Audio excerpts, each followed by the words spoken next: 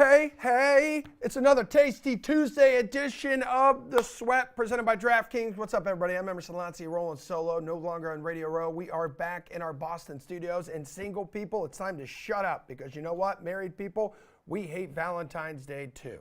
Anywho, what's coming up in this show? That's a great question. Thank you. Let me look because I forgot. We've got a fantastic show lined up for you. We got expectations for, was that the remote? You got that, Billy? Thanks. Expectations for Tiger Woods at the Genesis. This is like a major field, except we're going to add Tiger Woods into play. So Jeff and Jason are going to talk about that. By the way, they met recently at the Waste Management Phoenix Open. It's going to be emotional. Anywho, we also have White Sox pitcher Joe Kelly telling us why he no longer hates MLB Commissioner Rob Manfred, which is kind of big when you think about it because he's been very vocal about hating him. And also best bets around the association, best DFS plays around the NHL. But first, let's react to the big game because for the second time here in 4 years, the Chiefs have won the Super Bowl behind another MVP performance for star quarterback Patrick Mahomes, Kansas City erasing a 10-point halftime deficit to topple the Eagles, 38-35 in Super Bowl 57. We got DraftKings contributors Pierce Dietrich and Jeff Ulrich here for some overreaction, little NFL hangover segment. Good morning to both of you. Jeff, how close did this game play out to your expectations entering it? Because the under was absolutely smashed. Yeah, I mean, I was leaning under an Eagles. So from one perspective, like it didn't play out at all how I was expecting it. But from another perspective, I mean, a lot of things happened that I thought would. I mean, I thought Jalen Hurts would be nearly unstoppable. The Eagles offense would be nearly unstoppable. And they were. I think where, again, Eagles backers were probably a little surprised was how ineffective the Eagles D-line was and how good the Chiefs offensive line was at keeping Mahomes up. Now, look, there's a lot of things that are going on with this game. The field was a mess. How much did that factor into the Eagles not being able to get pressure? I don't really know that you can put a percentage on it, but it probably played a little bit of a role. And also, I mean, this was a really close game. I don't think that, blowouts were always a possibility whenever NFL teams get together, but we had a 1.5 spread. The fact that there was a 3-point game here, it shouldn't be overly shocking. The Eagles had a couple chances down the stretch. They could have gone for it around their own 30 late to perhaps keep the Chiefs offense off the field. They perhaps could have gone for a touchdown instead of a field goal in the third quarter when they were around the Chiefs 20, 15-yard line. They didn't do those things. They probably cost themselves some win probability. And at the end of the day, you can't just do that. You can't just throw away win probability. The Eagles had their chances. The Chiefs played a perfect game. Steve Spagnuolo, probably not going to get enough credit, but his pressure on defense was just enough. It caused that turnover. It caused Jalen Hurts to have to punt the ball a couple times. Not him particularly, but the Eagles did. And that was the difference. So credit to the Chiefs. They outcoached the Eagles, and I think they just got a couple breaks as well. Pierce, biggest takeaway from the Super Bowl, not counting the officiating, because that's the next question. Yeah, we'll talk about the officiating in a second, but that's definitely something that we should have seen coming, and I definitely overlooked that. Now, going into the game, you don't want to think, hey, what's the big thing? It's going to be about officiating because we can't predict that, but it clearly is the biggest takeaway. But the one mistake, I guess, that I made is I think I believed – well, first of all, I didn't trust the Kansas City offense enough, and they played better. Philadelphia's defense also kind of let me down. But in reality, I mean, if you're just looking at the score, yeah, you'd say, oh, well, Philly's defense didn't play very well, and Kansas City's offense was better than expected. But, I mean, they got a defensive touchdown. Another touchdown was the direct result of a punt return all the way to the 5-yard line. You take away those points, and the Eagles held Kansas City to basically 24 points. Throw the officiating calls on top of that. And also, I don't think we were that far off. It's just, as Jeff mentioned, the breaks tended to favor Kansas City, big surprise, and that was really the difference. So what grade would you give the game's officiating overall here, Pierce? Because that holding call in 3rd and 8 with just under 2 minutes left, like it looked like the Chiefs are going to win this game anyway, but what they took away was the chance for the Eagles to have have enough time on the clock for a legit potential comeback drive. Like, call the game the same way in the last 2 minutes that you did the first 58. Well, this is the rule. This is what, I mean, we should be used to this by now. I mean, did anyone watch the AFC Conference Championship game? We've all memory hold last year's Super Bowl. Remember, it was a 3rd and 8, and the Rams had an incomplete pass, and then magically, there's a defensive holding. Next thing you know, the Rams score a touchdown on the final drive. This is nothing new. This is going to be the norm moving forward, and this has been the norm for quite some time. I mean, it's not the 1990s anymore. They call defensive holding. Look, there's holding on the offensive line on every play. There's defensive holding almost every other play as well. But in the 2000s, the NFL decided we wanted to be more like college football. We want more running gun and more excitement. So they started, favoring the offenses, and that's what people are watching. People tune into this. And as long as the ratings are still high, they're going to keep throwing flags on defenders. They're going to keep throwing flags at the end of the games. If people would have to speak with their money and start watching, Netflix or Hulu. And while millions and millions of people are still tuning in, they're going to keep throwing these flags. So just get used to it. This is the norm.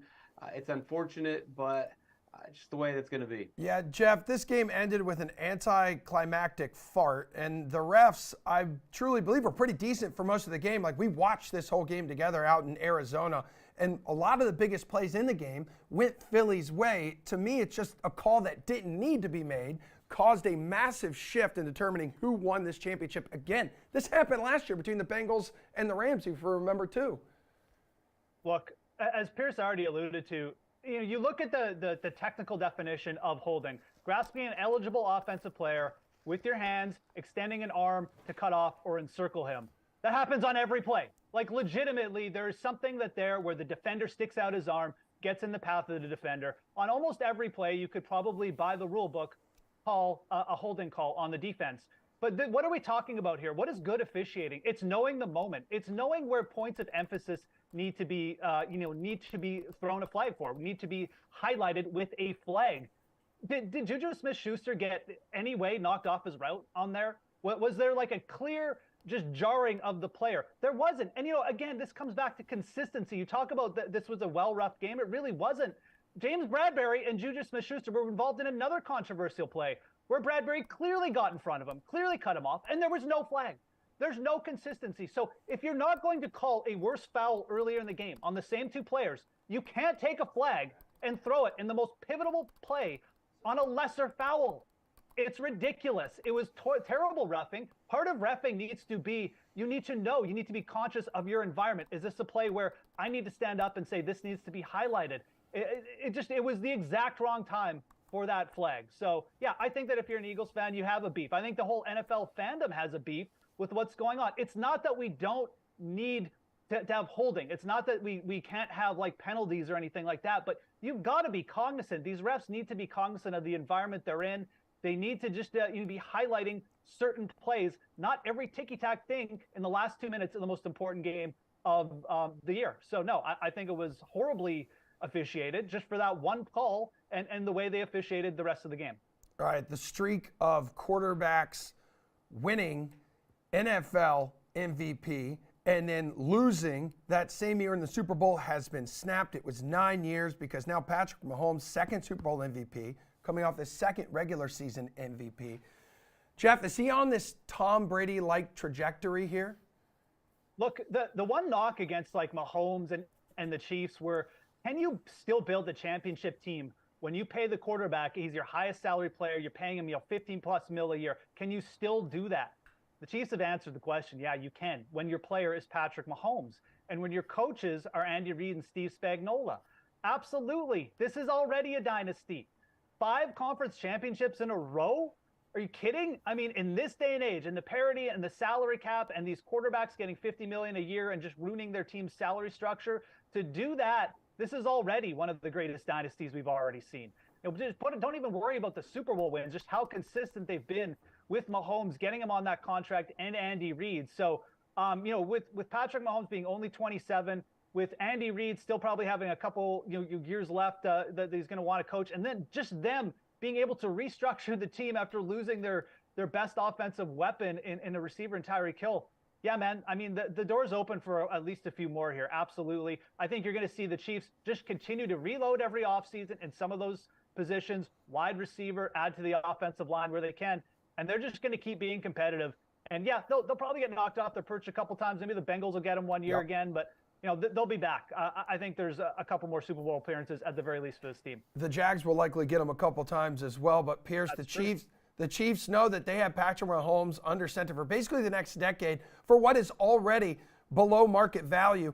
So where are they in the dynasty conversation now? where are they in the dynasty conversation? I don't buy into this.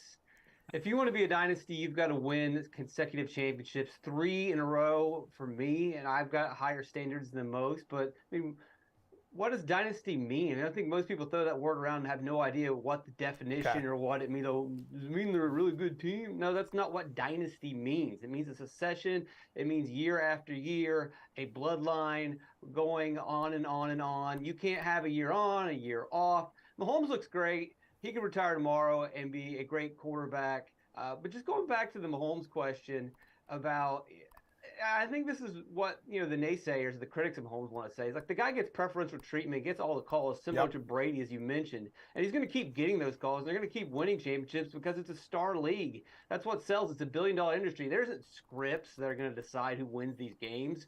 But you know ahead of time that, well, we need the stars to shine. We need the stars to stand out. We've got to sell commercials. So if we're going to call a penalty at the end of the game, it's going to Mahomes. It has the last couple games. It has throughout his career, and it's going to continue to do so. Now, if that continues to happen, then yeah, they will have a dynasty. But you've got to start winning championships one after another. Maybe I will consider the Cowboys the last dynasty in my book. Yeah, history does tell us 2 titles, maybe a little too early to bring out the dynasty stamp. The start of next season, guys, maybe a little ways off, just under 7 months, but who's counting? Let's look at the 2023 Super Bowl title odds currently on the DraftKings Sportsbook. Pierce Dietrich, no surprise, Chiefs at the top of the board at plus 600. Who would be your pick right now? Could you give us a little bit of value? This, and I had to stop myself because this is ridiculous. Not because it's a terrible question, but because it's just really ridiculous to overanalyze or overthink something this far ahead. I mean, what are you talking? This is what we do. Injuries are going to play a big part. We Make don't your know pick. who's going to be injured.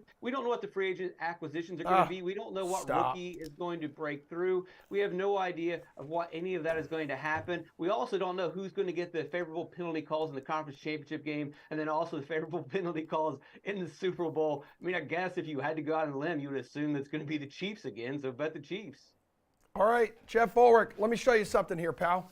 Let me show you something. The best pick, best value on the board, right here, plus 2,800. I forgot that's a touchscreen. Jacksonville Jaguars, bro. Talk to me, man. Don't go top of the board. Give me some value. Tell people a team to bet live bets on TV there for a sec, man. Look, I mean, Jacksonville, what are they? They're adding an extra player. I mean, like, Jacksonville's already ahead. They got Calvin Ridley coming in. They gave the Chiefs a run. I mean, they really did. Trevor Lawrence going to be a year more mature, obviously have a year more experience. I think at plus 2,800, you get a team there in a weak division. It's really not a bad bet. You'll probably see that number, I think, on the Jags go down. I think if anyone's looking to say, oh, which team is this year's Eagles, they're probably going to look at the Jacksonville Jaguars and say, yeah, that's it. They've got a really good running game. They got a young quarterback who's only going to develop more.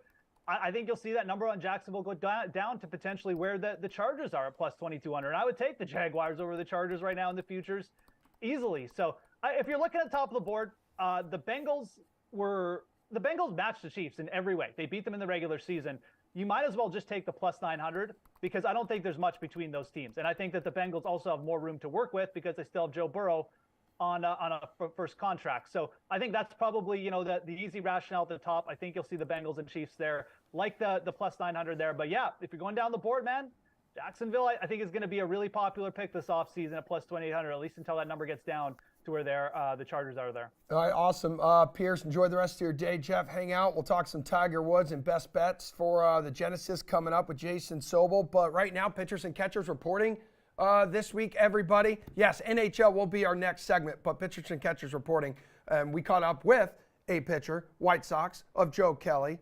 He's got a book coming out and also no longer hates Rob Manfred. Listen to this. What is your favorite part of the book?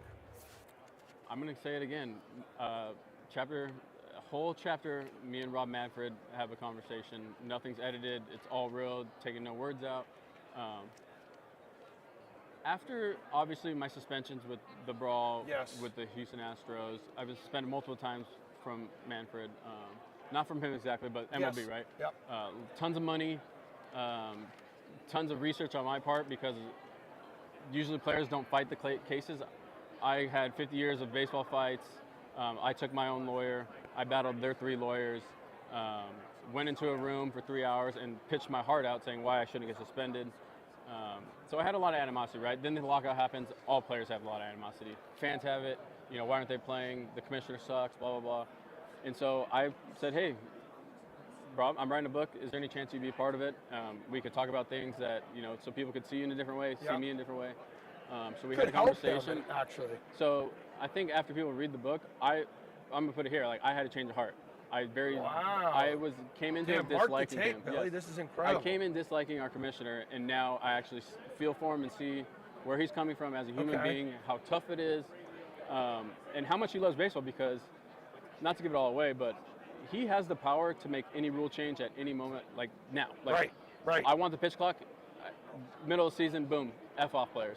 Okay. And so what was cool, which I didn't understand, is that he had that authority, but he was kind of putting fillers out, like asking players, what do you think about this rule change? What do you think about the shift? And it was a multi-year process, which I really appreciated after I found out that he has the power to just implement it right now. But he didn't, because he actually loves the game and cares about the players. So I think once people understand and read this chapter, I think you're going to have a different mindset about Manfred, and you're going to understand that he is actually pushing the game forward. He's done deals with Apple TV, he's done deals with YouTube to try to get more eyes on the game, because obviously we have the regional cable contracts at blackout areas. So he is actually the right man for the job, and I respect him. All right, what is your favorites? What is your least favorite of the rule changes that are about to be implemented? Right, there's like the pitch clock. I believe there's bigger bases. Yes. And then there's like limiting the shift, right? I think those are the three that'll be put in place 2023. Yeah, the major ones. So I love the shift. Okay. Love banning the shift. Okay. The bigger bases I could care less. Is going to be right. It's going to be great because you're going to need the speed guy on your team again. Yeah. The rule that I hate the most is going to be the pitch clock. Okay. But I love it the most because when I got hurt, so you go down the minor leagues and they have that implemented. Yeah. The games were way faster by 17 minutes. They were faster. It's hands out. It's going to change the speed of the game. And overall, it's going to be a better game because what defense, you don't think guys are athletic. All these football players are like, man, these guys are freaks. But what people don't understand is how hard it is to actually catch a ground ball, far, dive, throw. Yeah. And so with the pitch clock, everyone's always said, pitch fast, fast. Your defense is locked in. And so now, instead of one guy on your team pitching fast, it's going to be a whole unit. And the game of defense, the plays are going to get better. The numbers of obviously the speed of the game is going to get better. But the athleticism of our game is going to be broadcasted to all the baseball fans, is which I'm excited for. Now they're not going to go look at a baseball player like, oh, he's not explosive. We don't see his vert, we don't see his time down, 60 yards. Yep.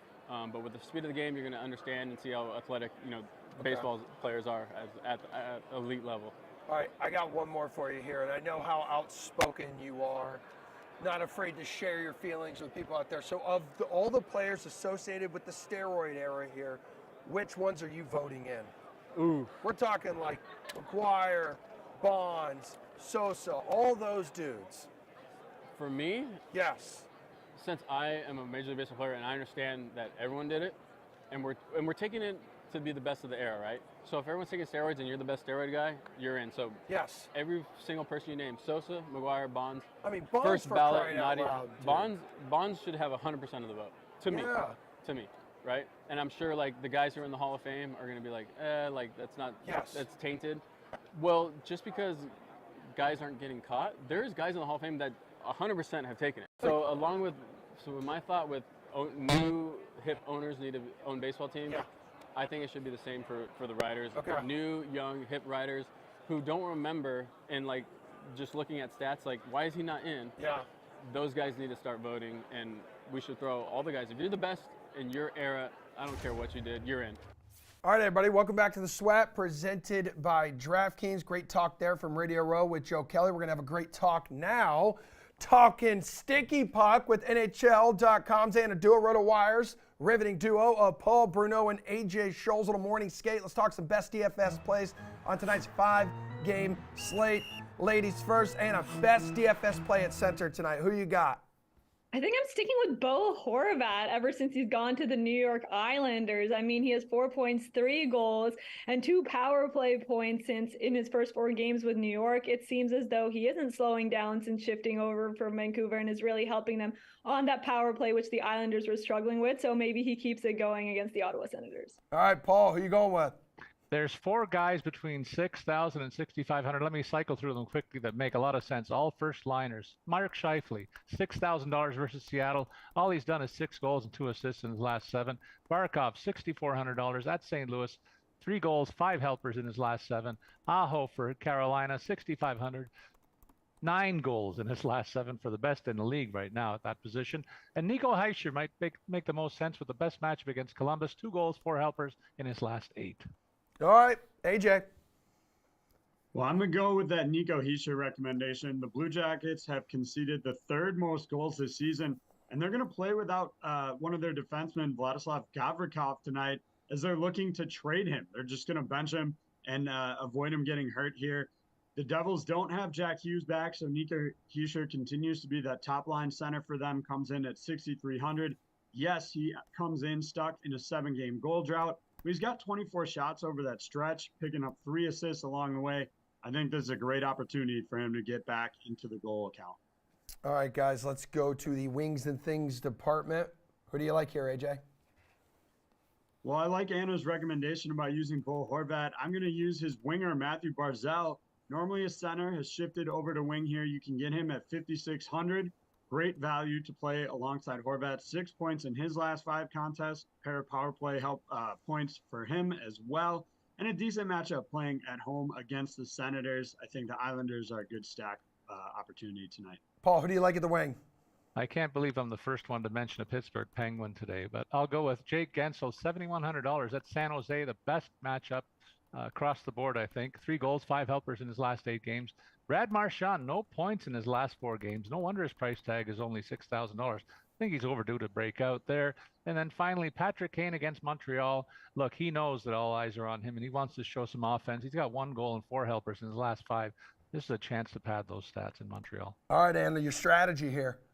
I'm taking the other side of that Montreal game, and I'm starting with the value a bit early here, and I'm looking at Raphael Harvey-Pinard, RHP. He's just had a great entrance to the NHL right now. He has almost a point-per-game player in his first 9 games of the season, has 8 points in the span. He's on a 3-game point streak right now with 3 goals and 1 assist in those 3 games, playing with Nick Suzuki and Josh Anderson on the top line for Montreal, and they're playing against the Blackhawks, so maybe Montreal keeps the momentum going here. Let's go back to the blue line, Paul. Who's your beefy guy back there with the Blue Man crew? If you like the hot shooter, it's got to be Dougie Hamilton. 5 goals, 9 helpers in his last 7 games. What about the shots on goal? Over 4 a game in that stretch. So head and shoulders above the pack. No wonder his price tag's so high. If you want to save a little money, go back to Pittsburgh again. $5,500 for Chris Letang. I know he had a 4-point game in the last 5 games. He's got 5 points overall, 18 shots on goal. He's going to be involved in a lot of offense, and I think they're going to get a lot of chances against the Sharks. All right, Anna, what do you think? I like Dougie Hamilton, but I'm going back to Long Island, and I'm taking a look at Noah Dobson right now. He has consecutive multi-point games, and I've been talking about that power play that's been boosted with Bo Horvat. Dobson's on the top unit with Horvat, Matt Barzal, Brock Nelson, and Anders Lee. So I'm taking a look at him specifically on the man advantage. All right, AJ. Yeah, Dougie Hamilton is my recommendation here as well. And it's tough because he's the most expensive guy on the slate, but I think you have to absolutely look at him between matchup and how good he's been playing lately. You could maybe consider Devin Taves. Cale Makar is still out, so somebody's got to play on that Avs top power play unit here. So Devin Taves could be an option for you as well. Value play, Anna. Who's at the top of your value board? Finally, I'm mentioning Carolina. I lasted this long, but I got to mention Carolina here at the end of this show. And I'm looking at Nason, who's at 3,200 against Washington tonight. He's at the bottom of their offense lineup at even strength, but he's on that top power play unit for the Carolina Hurricanes with Sebastian Aho, who Paul mentioned, Svechnikov, Teravainen, and I mean, that's just a stacked top power play unit for the Canes. And Nason played well against the Washington Capitals in the game they had earlier this season, so maybe he gets something going again tonight. Paul's value play of the day. Got to be Harvey-Pinard. I think Anna jumped the gun here, and I'm seconding everything she said. Only $3,600 for a guy who's on fire like that, playing left wing on the top line. Hard to overlook him. I'll also recommend Alex Killorn playing top 6 minutes for Tampa. He's got a $3,600 price tag. In his last 2 games, he's got 5 helpers, 30 points in 52 games. That's a low price tag for a top 6 player. How about Andre Palat? He's with New Jersey now, of course, $4,600 his price tag, left wing on the top line against that Columbus Blue Jackets team that fluked a win against the Leafs, but they're a terrible squad. 1-4 in his last 5 5 games. AJ, who's not going to cost you a lot of money but can deliver the goods in the points department? Well, I'm going to look at Evan Rodriguez. He's got a really high floor here. Comes in at 5,100 tonight for Colorado. But you look at his shot totals over the last 4 games. Yes, he only has 1 goal to show for it, but 23 shots on goal over the last 4. They're going to come for him here. I think it's an okay matchup for Colorado tonight. That the fact that they're playing at home, it is against Tampa, never an easy one, but at home they should be good to go. All right, guys, last one here. Favorite game for stacks, Anna. I think Pittsburgh at San Jose is a great one. I think there's a lot of value in that Penguins lineup. And then the second one is I got to go with Carolina at Washington. I think Carolina was embarrassed a little bit. They were on that crazy win streak in their last game, and they're going to look to bounce back after that loss to the New York Rangers against Washington. A little Stadium Series preview tonight in the nation's capital. So I'm looking for Carolina as a good team to stack as well. Stacking Pittsburgh? That's music to your ears, AJ. Well, these two clearly didn't watch that 6-0 embarrassment that the Penguins put up against the Kings. So I'm not touching them. I do like Anna's call. Washington won't have Alex Ovechkin tonight as he's attending to a family matter. So Carolina, a good stack opportunity. And then obviously I like New Jersey tonight. I mentioned how bad the Blue Jackets have been. New Jersey's players probably going to cost you a little bit more, not as much value as some of these other matchups here. But I think the Devils are just rolling right now. Okay, Paul, favorite game for stacks? I'm with AJ. The Devils, look at their first line. Nobody's more than $6,500, and they're going to roll against Columbus. Heischer, $6,300. Palat, $4,600. Mercer, $3,900. Not even very expensive. You can spend up elsewhere. How about Carolina? First line, too. Sebastian Aho, $6,500. Teravainen, $4,400. Jarvis, $4,000. Cheap first line stack against Washington. Missing their big sniper Ovechkin tonight, too. Yeah, that's right. The team announcing this morning that he's going to be away from the team to attend to a family matter and the health of a loved one, so we wish him the best. Guys and gal, thank you so much for hanging with us this morning. Do appreciate it.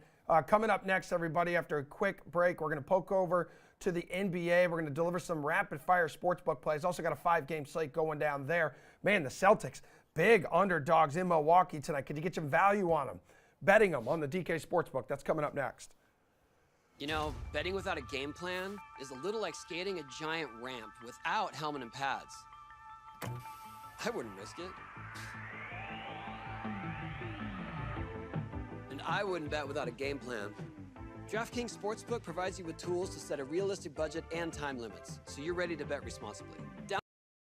Download the DraftKings Sportsbook and Casino apps to learn more about how you can practice safe bets.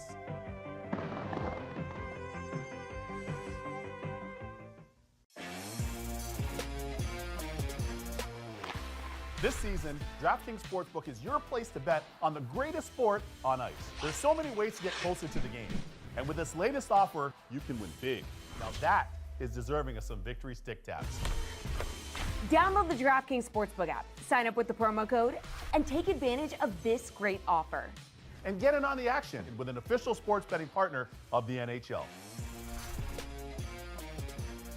DraftKings, you did it. I didn't think an NBA game could possibly get any more exciting. DraftKings was like, yo, hold my same game parlay. So I stacked the get off me with a split splash, baby, and finished with, I'm a grown man, Because with DraftKings same game parlays, you can turn that's money into that's money.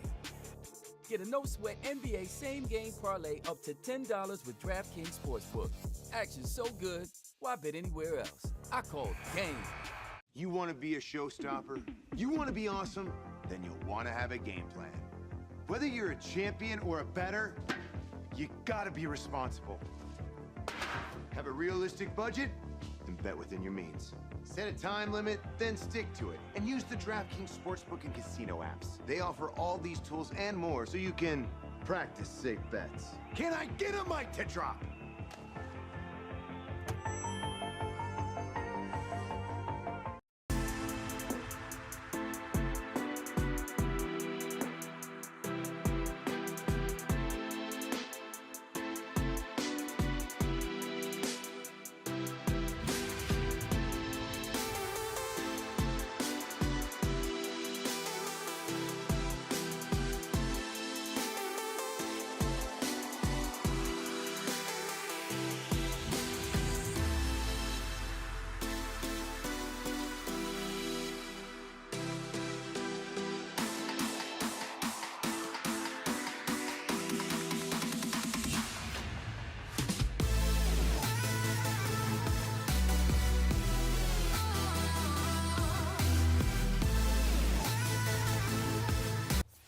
All right, everybody, welcome back to The Sweat, presented by DraftKings. I'm Emerson Lotzi. I'm no longer alone at this desk. Oh, no. The beautiful Jeff Pratt in the house. And joining us virtually, RotoWire's Nick Whalen, DraftKings contributor.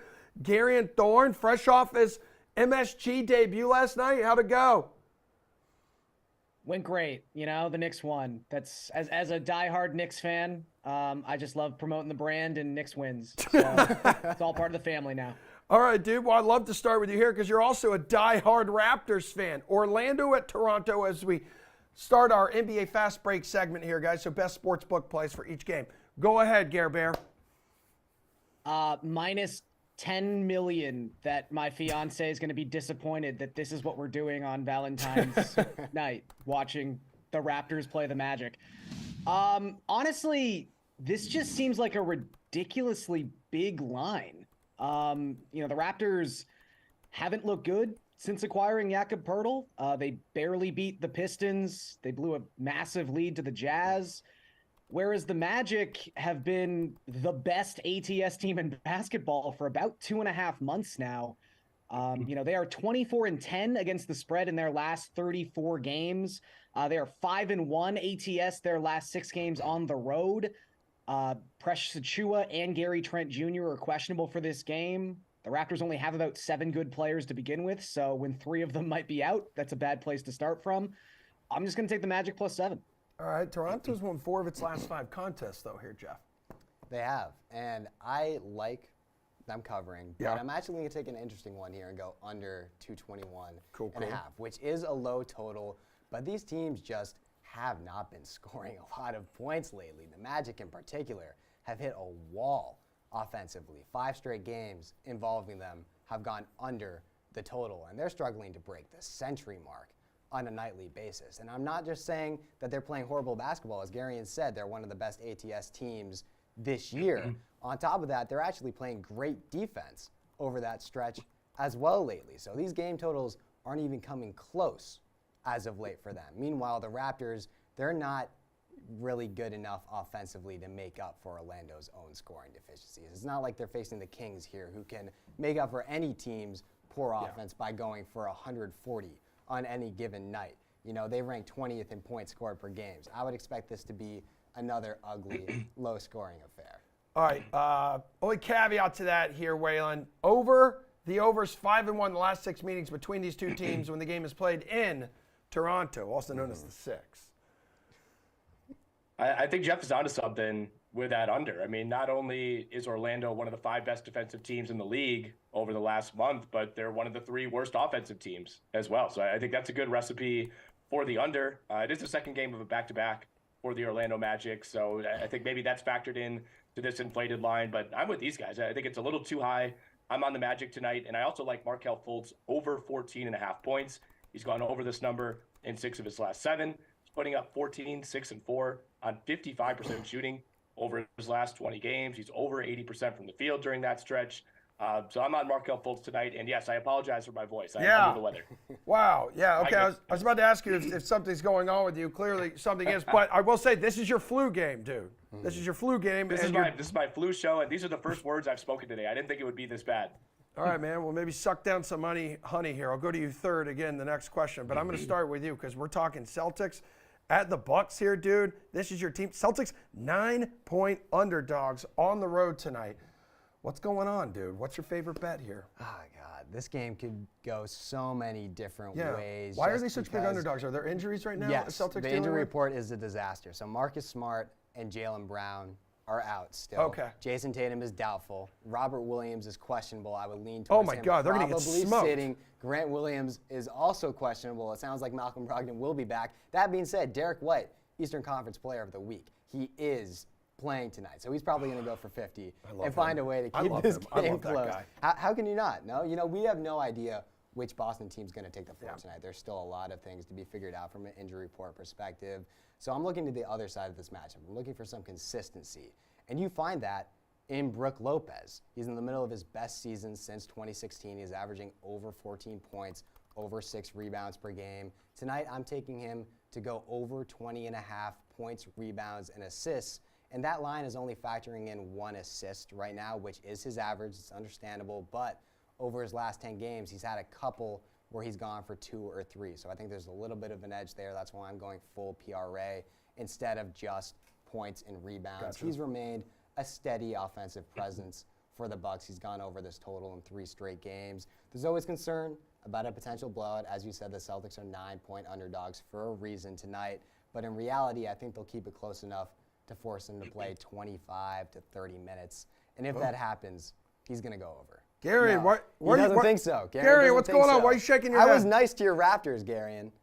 Well, again, Jeff hasn't ascended to the level of fandom I have where I constantly pick against my team. There's not a lot of ways this game is going to go tonight. The Celtics are about to get curb stomped. Our teams are on 2 different levels right now, Garion, so I'm not at the point where I can pick against them consistently. Cool. If Derek White's your best player, you're going to lose by 17,000 points. Best player in the Eastern Conference this last week. Milwaukee is 10-0 in their last 10 games. They have the second best net rating in the league. They are really just playing their best basketball of the season.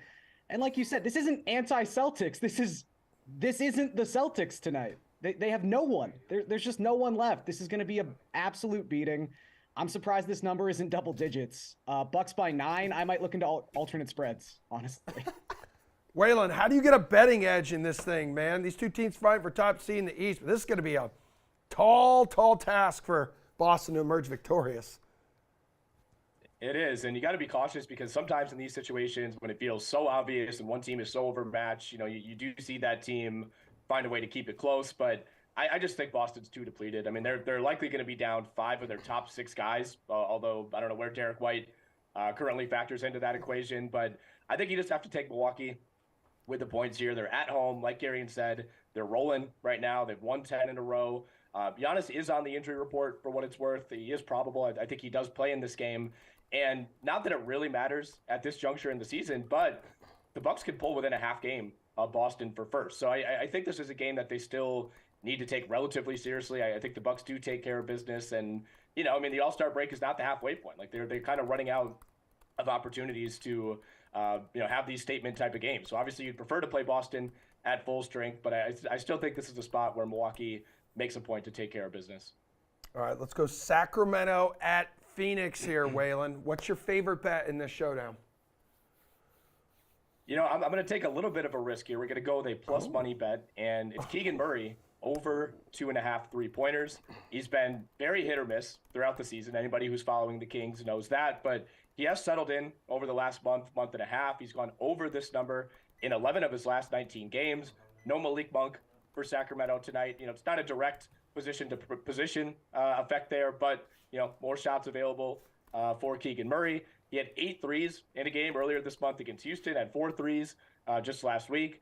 And the Suns, middle of the pack when it comes to 3-pointers allowed. So, 2.5 is usually not a number that I love to bet. I prefer to take these at 1.5, but at plus 130, I'll take that risk tonight. All right, Suns last played on Friday here. Waylon said he's kind of taking a risk. Are you willing to risk it for the biscuit? I don't necessarily know if I'm risking it for the biscuit, but I'm You're going a with big a player. biscuit guy. I am. How did you know that? It's a little weird. But I'm going with DeAndre Ayton over 20.5 points here. With Mikal Bridges and Cam Johnson out, Kevin Durant still out. Obviously, Cam Johnson and Mikal Bridges are on a different team, not just out. Someone's going to have to step up offensively for the Suns, and Ayton has been that guy as of late. He's scored 22-plus points in 4 straight games, and as you would expect, his usage rate has also taken a significant bump lately, hitting 25% or higher 3 times over those last 4 games. They're facing Sacramento tonight. Sabonis and the Kings have been pretty vulnerable against big men lately. Alperen Şengün just went for a pair of big games. Out of all people, Willy Hernangomez just had 22 and 16 over a week ago. There should be plenty of opportunities for Ayton to stay hot and keep it rolling against the team that loves to push the pace, which is helpful for him as well. All right, Gare Bear, best bet, Kings Suns. Yeah, pretty similar to Knicks, actually. I'm going to go Devin Booker over 2.5 threes at plus money. Obviously, the concern here is he's not playing his full allotment of minutes right now. He's sort of been capped around 26, 27 in his first 2 games back from that extended injury absence. However, he's making up for lost time by just chucking extra shots. He's got a 34% usage rate in those first 2 games since he's been back. He's averaging 8.5 3-point attempts in those 2 games. this is a great matchup. I just think there's going to be a lot of points, as Jeff was sort of alluding to. I mean, Sacramento's defense in their last 5 games has been giving up almost 125 opponent points per 100 possessions. A big reason for that, opposing teams are averaging 15 made threes per game in that span of time. I think plus money for this bet, it makes it really enticing that Booker just gets hot from beyond the arc tonight, because he's going to take 8, 9, 10 threes in this game, regardless of how long he plays. All right, Gary Bear, let's speed this up here. We got 2 more games to get through. Warriors-Clippers, second largest spread on the board. What do you like?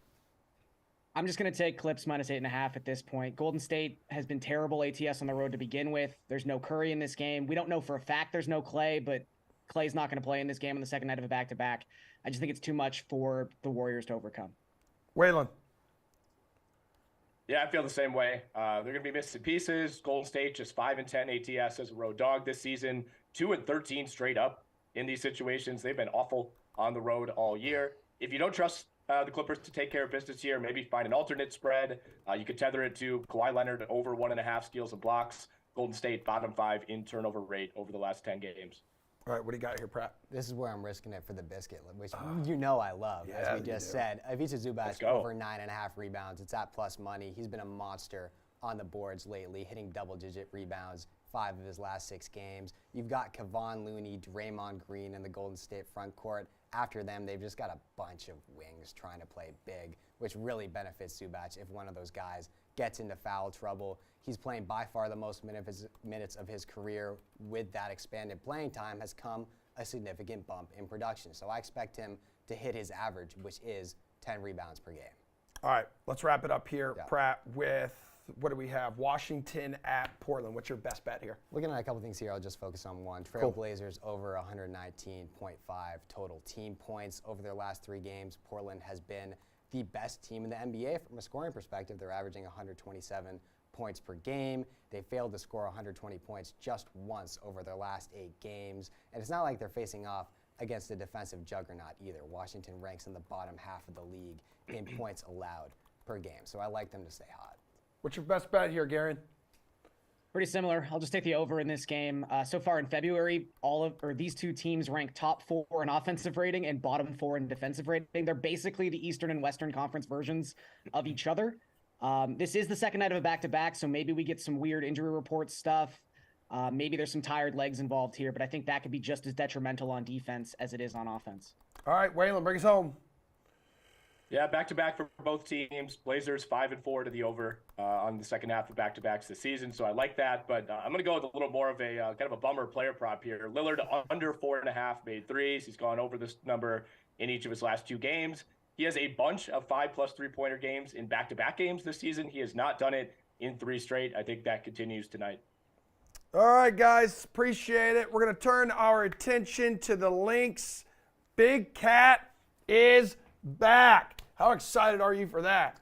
You want to talk about biscuits, man. This one's delicious. So good to see Tiger back inside the ropes. We're talking best bets for the Genesis with Jason and Jeff after this.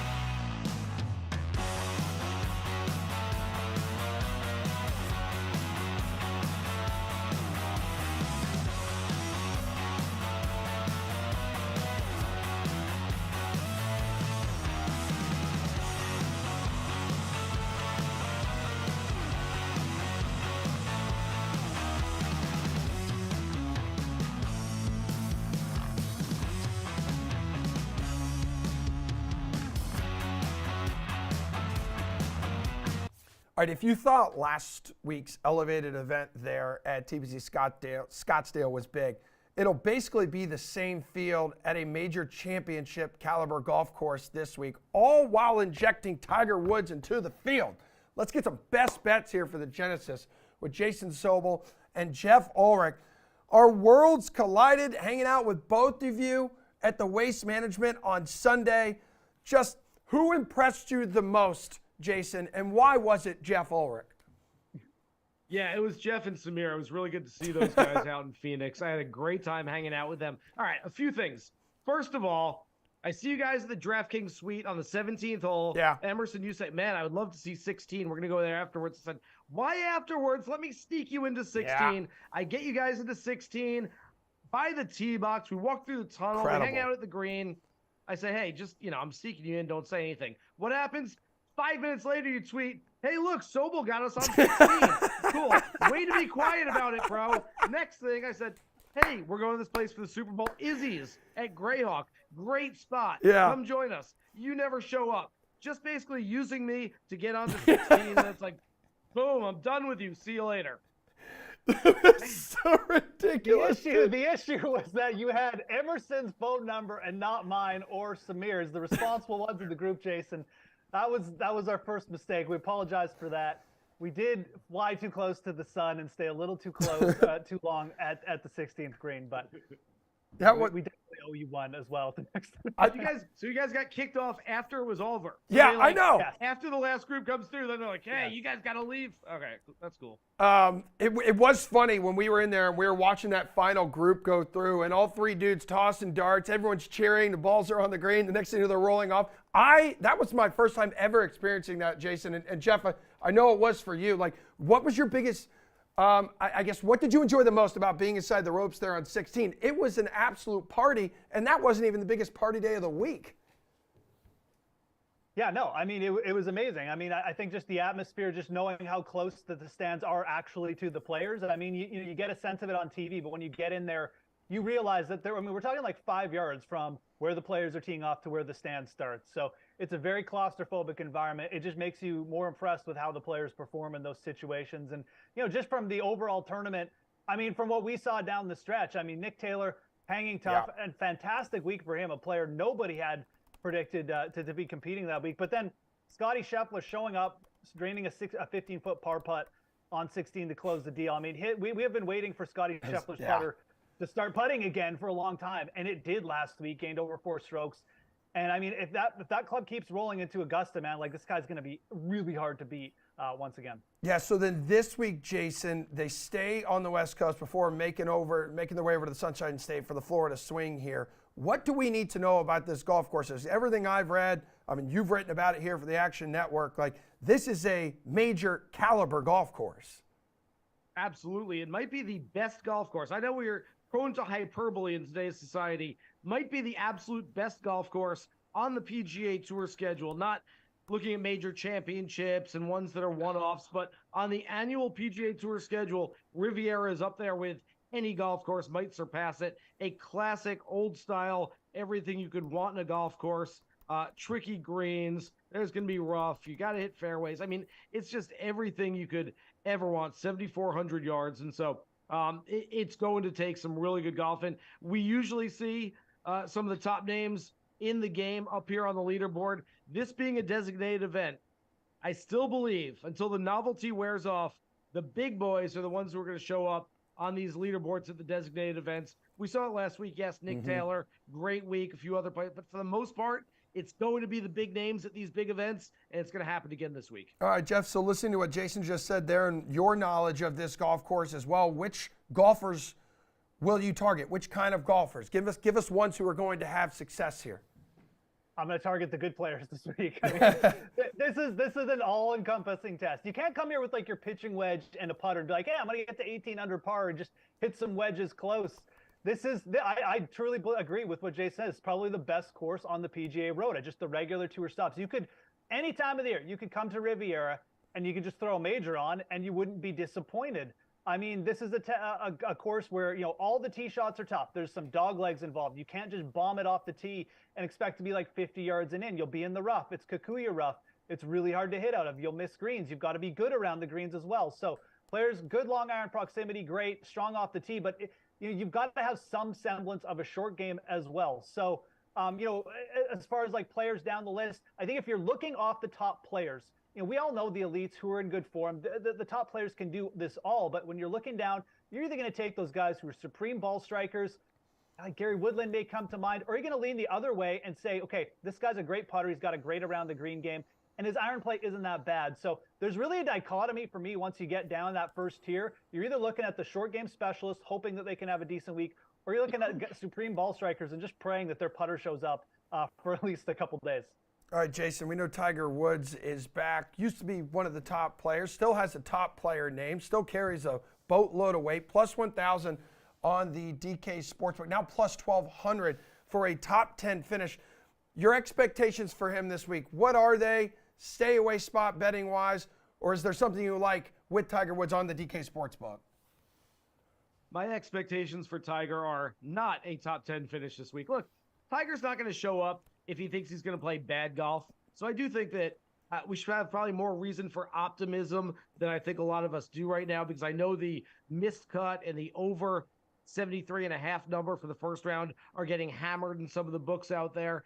I don't think he's going to be terrible this week, but Tiger has so often told us over the years about needing reps, especially when he's coming back from injury, when he hasn't played for a while. This essentially is a spring training game for Tiger Woods this week. I think it's great. I love the fact that he's playing his first non-major championship golf tournament in official event in 16 months since the 2021 Zozo Championship. Look, I hope he can play one more, maybe throw in a Bay Hill or a Players Championship going into Augusta and get those reps that he needs so that when he gets to the majors where he really wants to play his best golf, he's prepped and he's ready and he's healthy. But I don't think it's going to happen this week. Look, we can't expect a guy who hasn't played an official, real competitive event since last summer to jump in here and play his best golf. I do have it on authority that he should be with a couple of good friends, and I'm a little surprised. I thought he would go early, late, have that extra time to rest in between rounds. Sounds like he might go late, early, so he's Thursday afternoon, Friday morning. That's a little weird to me, but look, I think it's going to be great to see him. I'm not betting him really anywhere. If anything, he's a little bit of a fade for me, but even those numbers are getting too juiced up. So it's just stay away from Tiger and just enjoy it. Yeah, I think TV networks usually like him late on Friday so they can grab those ratings too on like a Friday afternoon, especially not know if he's going to make the weekend or not. But yeah, Jeff, you got to temper expectations for him here. Last top 35 start came 3 years ago.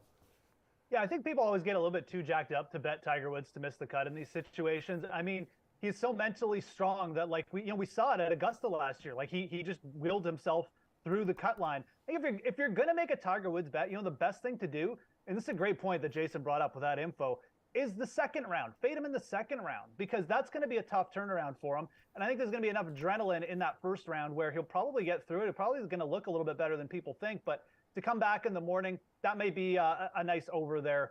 I don't think you should go out of your way, really, to worry too much about him. I mean, top 10, we're not going to do that, obviously, but the miscut, unless you're finding some really good odds somewhere, I don't really think it's as good a bet as people think. All right, Jay, you tweeted this morning, it's difficult to choose between Scotty Scheffler, Rahm, and Rory, but you dug through the numbers, and one of them may have an edge at Riviera this week. Could it be Scotty Scheffler? He's plus 240 for top 5. It could be, but it's not. Oh. You guys asked me before we went on how the flight home was. I said, well, it was in the middle of the night. I had a middle seat, and I didn't sleep at all. But you know what I did? I did research. I got work done. 3 o'clock in the morning. We're over, I don't know, Nebraska, Louisiana, I don't know where we are. But we're over somewhere in America, and I'm sitting there doing research on these 3 players, trying to find some separation between them all. What I found is that since the beginning of last year, Scotty Scheffler has 5 wins. All 5 of them have come when he was off the previous week. Since the beginning of last year, Jon Rahm has 5 global wins. All 5 of them have come when he was off the previous week. Since the beginning of last year, Rory McIlroy has 4 wins. 2 of those have come when he was off the previous week. 2 have come when he played the previous week. And in fact, his top 10 percentage and he has a higher average finish. They're both better when he's played the previous week. There's a massive dichotomy here between Rory and Scotty and Jon Rahm when they play the week before or not. Rory needs that week to kind of get into it, get those competitive juices going. For that reason, if I'm picking between the three of them, I'm picking Rory McIlroy at this one. All right, Jeff Ulrich, your favorite top 5 bet. Yeah, I mean, that's really great info, to be honest. I think also you could look at Rory and say he wasn't in competition like late on Sunday. He's probably going to be a little fresher mentally. That's kind of where I'm leaning to with my pick. I would just go down to Colin Morikawa plus 400. I mean, what have we seen from him? Okay, he had one bad round at Phoenix. Otherwise, he's already posted 2 top 5s, and he's going to be really fresh compared to the rest of these players. Was runner-up at this event last year. Such a good long iron player. Won his first major on the West Coast. Plus 400. You're basically getting double the odds of McIlroy, more than double of Rahm. I'll just go down to Colin Morikawa for top 5 there at plus 400. All right, guys, last question. Quick on it. Who will win the Genesis this week? Who's your outright pick, Jason? My outright pick is Rory McIlroy. I also have a little wager on Sungjae Im, Jordan Spieth, Adam Scott, and watch out for Thomas Dietrich. I believe he's 180 to 1 right now. He's probably not going to win top 10s, top 20s this week. Dietrich. Jeff Ulrich. I think this could be the week where we see Jason Day really just take off on the greens. He's been putting extremely well last 2 events. Ball striking was there. I know it doesn't make sense. His course history here stinks, but I'm going to go with Day here. I am. It's plus 4,000. It's a little bit of a long shot call. Maybe because I'm still in Arizona, this desert air is getting to me, but I'm going to go with Jason Day at plus 4,000. All right, gentlemen, I miss you both already. That is a show, everybody. Enjoy the rest of your day, and we'll see you back here in studio 11 o'clock Eastern Time Wednesday morning. Peace out.